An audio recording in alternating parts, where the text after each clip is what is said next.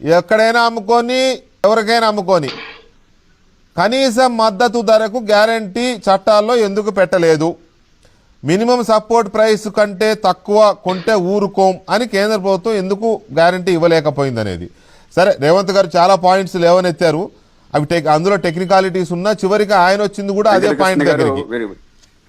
ఇద్దరు చాలా ఎక్కువ చెప్పారు. కొంచెం నాకు చెప్పండి ప్లీజ్. లేకపోతే ఊరికే ఏదో అరుచుకుంటే చర్చ కాదు, చర్చ జరగాలి.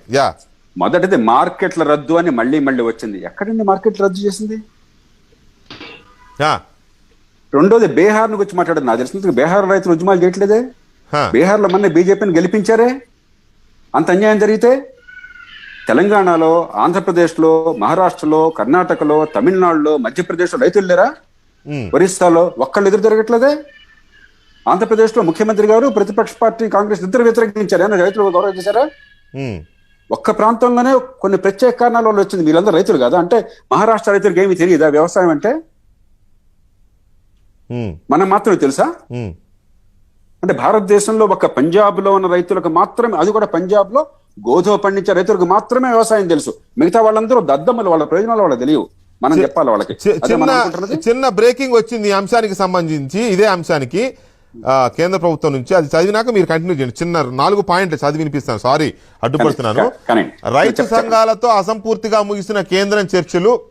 దాదాపుగా 7 గంటల పాటు రైతు సంఘాలతో కేంద్రం చర్చలు. ఎల్లుండి మరోసారి రైతు సంఘాలతో చర్చలు జరగనున్నాయి. ప్రైవేటు మార్కెట్లకు అనుమతిస్తే జరిగే నష్టాన్ని వివరించిన రైతు సంఘాలు. కొత్త చట్టాల ప్రభావంపై పత్రికా కథనాలను కేంద్రం దృష్టికి తీసుకెళ్లిన రైతు నాయకులు. చిన్న చిన్న మార్పులతో ఇబ్బందులు తీరవు అని తేల్చి చెప్పిన రైతు సంఘాలు. చట్టాలను వెనక్కి తీసుకొని కనీస మద్దతు ధరకు చట్టబద్ధత కల్పించాలని డిమాండ్ చేసిన రైతులు. చట్టం రూపకల్పనకు అభిప్రాయాలు తీసుకోవాలని కూడా రైతు సంఘాలు డిమాండ్. అయితే ఎంఎస్పీ కొనసాగుతుందని కేంద్ర ప్రభుత్వ హామీ. ఇది ఇప్పుడు నాగేశ్వర గారు లేకపోతే మన వాళ్ళు అందరూ అడిగినట్టుగా ఎంఎస్పీ విషయంలో ఒక హామీ అయితే వచ్చింది. Please continue. యువకర్లే తీసేస్తామని ఎవరు చెప్పలా. హామీ పార్లమెంట్ లోనే ఇచ్చారు, మళ్ళీ మళ్ళీ చెప్తున్నారు, ఇంకోసారి ఇచ్చారు అంతే. సరే, పక్కన పెడదాం. ఇప్పుడు మన వాడు చేస్తున్న వాదన ఏమిటి? విత్తనాలు అధ్వానంగా అంటే ప్రభుత్వం అదుపు చేయలేకపోతుంది, దద్దమ్మల ప్రభుత్వాలు. ఈ పార్టీ ఆ పార్టీ కదా అన్ని రాష్ట్రాల్లో, అవునా? 2, రైతుకు రుణాలు అందట్లేదు కాబట్టి కమిషన్ వ్యాపారులు రైతు దగ్గర తక్కువ దొరుకుంటున్నారు, రైతుకు రుణాలు కూడా అందించలేకపోతుంది ప్రభుత్వం. 3, కార్పొరేట్లు దుర్మార్గాలు చేస్తుంటే ప్రభుత్వం నియంత్రణ చేయలేకపోతుంది. అంటే ఎవరు తప్పు చేస్తున్నారు? మీరు చెప్తున్న ప్రకారం ప్రభుత్వం. మీరు ఇప్పుడు ఏమంటున్నారు? అయినా ప్రభుత్వాన్నే నమ్ముకుందాం, చచ్చినా ఇంకొకళ్ళు రానివ్వద్దు, ఆ ప్రభుత్వానికి ఊడిగం చేద్దాం, వాడి కాళ్లే పట్టుకుందాం, వాడికి లంచాలు ఇద్దాం, వాడి కాలు మొక్కుదాం, రైతుకి ఇంకో దిక్కు లేదు, ఇట్లానే ఉండాలి. ఓ పక్కన ప్రభుత్వం అన్ని చోట్ల విఫలం అని మీరే చెప్తున్నారు. మరో పక్కన ప్రభుత్వాన్ని నమ్ముకుందాం, పొరపాటును కూడా స్వేచ్ఛ మార్కెట్లో అసలు పోటీ రాకూడదు, స్వేచ్ఛ రాకూడదు, ఇంకెవరు కూడా రావడానికి వీలు లేకుండా అడ్డుకుందాం అని చెప్పంటున్నారు. 3వది, రేవంత్ గారు మంచి ఉద్దేశంతో చెప్పారు. మరి నిత్యావసర వస్తువులు కనుక కొరత ఉన్నట్టయితే మీరు గోడౌన్ లో నిలవనాపకపోతే ఎట్లా అని. ఇదిగోండి, ఇక్కడ 2 రంగులు ఉన్నాయి. ఒకటి ఈ బ్రౌన్ రంగు, ఏమిటది? ఉల్లిపాయలు స్టాక్ నిల్వలకి ఇదిగో నిషేధం విధించారు, ఇంతకంటే నిల్వ ఉంచడానికి లేదని. రెండోది ఆలుగడ్డ, బంగాళదుంప. ఏ రకమైన నిషేధాలు, ఏ రకమైన ఆంక్షలు లేవు. బంగాళదుంప ధర ఎప్పుడు కూడా పెరగకుండా కాస్త అటు ఇటుగా ఇట్లానే ఉంది, చూసారా మీరు? అవును. ఉల్లిపాయలు నిషేధం విధించాక మీరు మార్కెట్ లో రేట్ మరి నిల్వ చేయకూడదు, నిషేధించాక చూడండి ఎంత.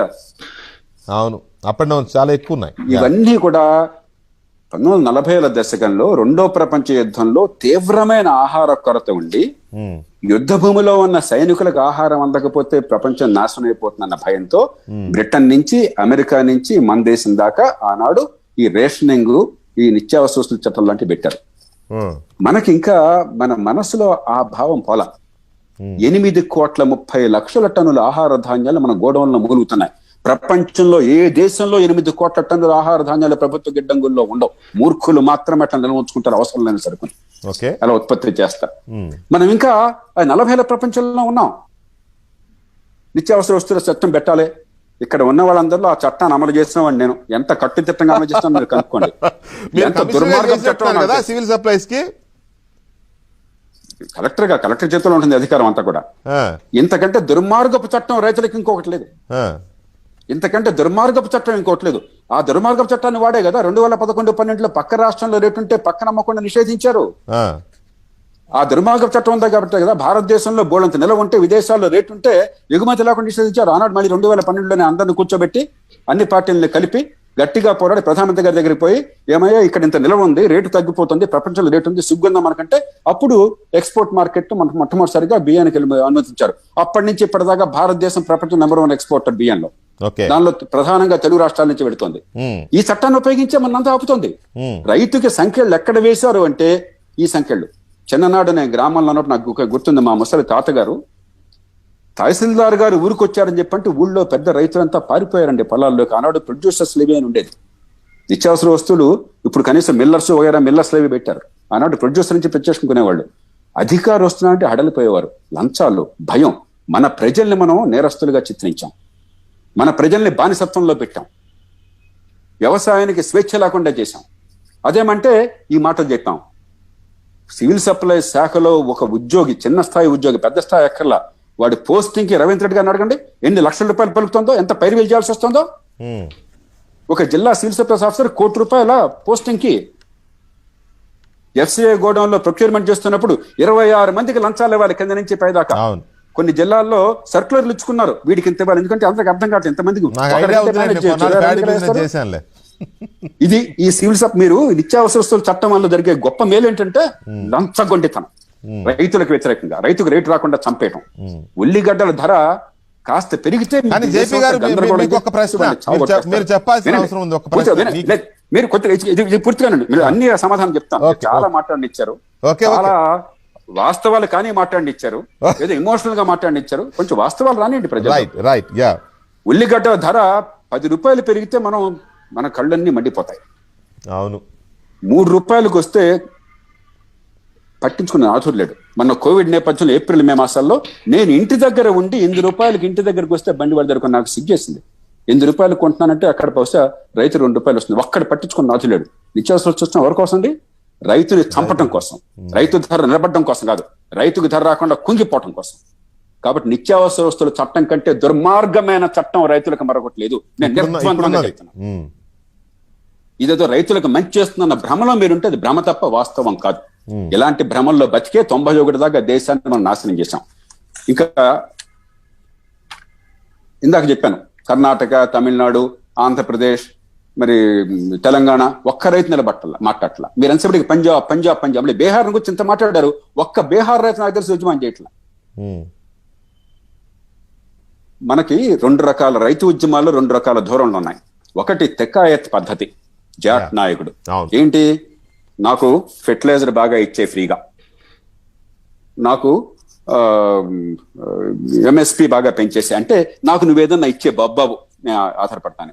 రెండవది శరత్ జోషి నాయకత్వం. నాకు ఆదాయం పెంచే అవకాశాన్ని ఇవ్వు, ఆత్మగౌరవం ఇవ్వు, తలెత్తు కలబడి నా కాలమైన అవకాశాన్ని ఇవ్వని. శరత్ జోషి మార్గాన వెళ్లే రైతు సంఘాలు, ఆ రాష్ట్రాలు అవన్నీ కూడా వీటిని ఆహ్వానిస్తున్నాయి.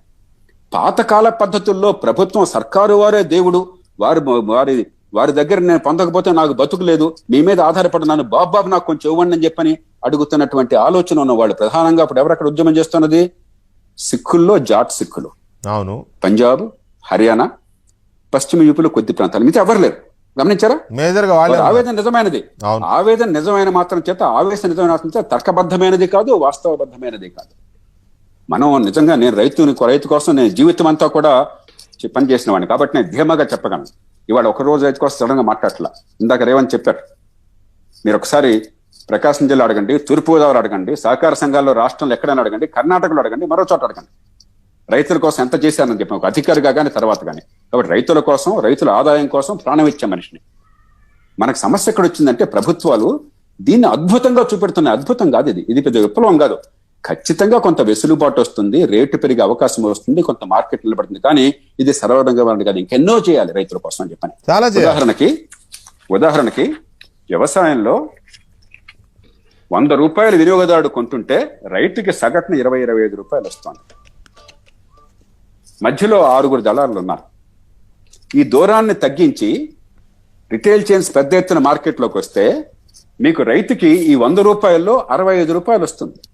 ఇంకేమీ జరగకున్నా కూడా రైతు ఆదాయం 25-30 నుంచి 65కి వెళ్ళిపోతుంది. ఇది చేయాలని చెప్పంటే విధానం మన్మోహన్ సింగ్ ప్రభుత్వం, రేవంత్ తెలుసో లేదో, కాంగ్రెస్ ప్రభుత్వం ప్రవేశపెట్టింది. ఈ ప్రభుత్వం కూడా అధికారికంగా అంగీకారం, కానీ నోటుతోనే నొసటితో విక్రించడం, చేయాలన్న కోరిక లేదు, చేయడంలా. రైట్. అలాగే మీకు మరి భారతదేశంలో 45 కోట్ల టన్నులు దేశంలో పళ్ళు, కూరగాయలు, కుళ్ళిపోయే వస్తువులు ఉత్పత్తి అవుతుంటే మనకి దాదాపు 7 కోట్లు 6 కోట్ల టన్నులు మాత్రమే గిడ్డంగులు ఉన్నాయి, శీతల గిడ్డంగులు. దానిలో 70-80% కేవలం ఆలుగడ్డ కోసం మాత్రం ఉంది. ప్రాసెసింగ్ కావాలి పెద్ద ఎత్తున, ఎన్నో పనులు చేయాలి, క్రెడిట్ కావాలి. ఇందాక చెప్పారు అప్పులు దావట్లేదు కాబట్టి మరి మధ్యలో కమిషనర్ జనరల్ కమ్మేస్తున్నారని చెప్పని, ఎన్నో చేయాలి, అన్ని చేయాలి. దీనిలో కొన్ని జరుగుతున్నాయి, మిగతా చేస్తామన్న మాట కాకుండా ఒక విప్లవం వస్తుందన్న భాగంగా ప్రతిపక్షాలు న్యాచురల్గా ఏం చేస్తాయి, వ్యతిరేకిస్తాయి. కాబట్టి ఇది ప్రభుత్వం రాజకీయంగా దూరదృష్టి కానీ, లేకపోతే వ్యవసాయ రంగానికి వ్యూహాత్మకంగా మౌలిక మార్పు తేవాలని చెప్పని కానీ ఆలోచన లేకుండా చేస్తుంది. చివరి మాట ఒక్కటి, కార్పొరేట్లు అన్నది మన దేశంలో బూత్ పదంగా వాడుతున్నాం. అరే మీరు నేనే వాడే ఫోన్ ఎక్కడి నుంచి వచ్చిందండి, కార్పొరేట్. ఇయర్ ఫోన్ ఎక్కడిదండి, కార్పొరేట్. ఈ వాచ్ ఎక్కడిదండి, కార్పొరేట్. ఈ పెన్ ఎక్కడిదండి, కార్పొరేట్. ఈ చొక్కా ఎక్కడిదండి, కార్పొరేట్. ఈ కాగితం ఎక్కడిదండి, కార్పొరేట్. ఈ కళ్ళజోడు ఎక్కడిదండి, కార్పొరేట్. ఎదురుగా టీవీ ఎక్కడిదండి, కార్పొరేట్. మరి బూత్ పదం ఎట్లా అయిందండి? మన పిల్లలకి దానిలో ఉద్యోగాలు కావాలి. కార్పొరేట్ అంటే ఏమిటి? ఒక కంపెనీ, లిమిటెడ్ లైబిలిటీ ఉండేట్టుగా ఒక కంపెనీ. ఇది ఒక form of structuring, that's all. దాన్ని మనం ఏదో భూత పదంగా చేసి, ఇదంతా పాతకాల పిడివాదంతో వచ్చే భాషది. దాన్ని నియంత్రించడం ఆర్గ్యుమెంట్స్ అనుకోండి వాళ్ళవి, అంటే కార్పొరేట్, యాంటీ కార్పొరేట్. అది ఎప్పటికీ ఉంటుంది. ఆర్గ్యుమెంట్ అండి. 1978 తర్వాత, 1991 తర్వాత, అరే ఉత్తర కొరియా తప్ప ఇంకెవ్వడు ఇలాంటి భాష మాట్లాడండి. పవిత్ర భారతదేశంలో ఉత్తర కొరియా భాష ఏంటండి మనకి? దక్షిణ కొరియా భాష మాట్లాడండి స్వామి. ఆదాయం పెంచే భాష మాట్లాడండి. ఒక ప్రశ్న, ఒక డౌట్ అనుకోండి పోనీ, దానికి బ్రీఫ్ గా చెప్తే నాగేశ్వర గారితో కంక్లూడ్ చేపిస్తాను ఆయన ఇది కూడా.